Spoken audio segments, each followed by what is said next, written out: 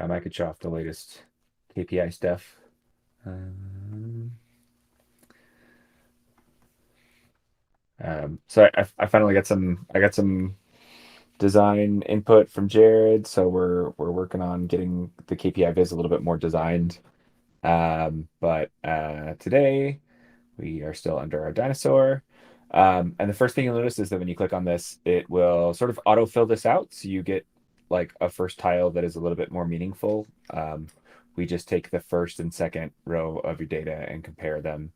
Um, but then this is a little bit more configurable. So you can, switch between what you want to compare, or in this case, say I have like a goal field and I want to see if I've reached my goal, I can do that. But if I don't want to do this sort of like number comparison, we introduced a new component, which is the progress bar. It's not totally styled yet, but we have two like display options for it. You can also display it as a circle. And it has the same, configuration basically as the number.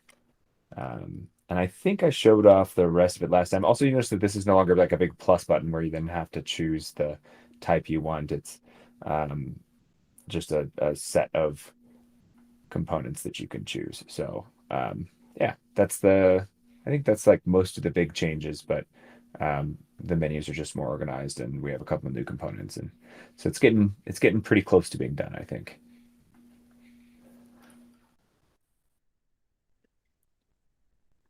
And Richard, the is the KPI like I know you had talked to me about like the KPIs are sort of built on the Markdown engine. Are we still thinking of them as different viz types though? Yeah, for the time being, we're still thinking of them as different biz types. Actually, that's maybe one more thing that I changed this week is that there's no longer an advanced button here to just like jump to advanced. It now behaves similarly to the Vega one, where if I'm on this and I click on Markdown, I preserve your Markdown. But we're not like necessarily encouraging that behavior. It's kind of an advanced only gesture, I would think.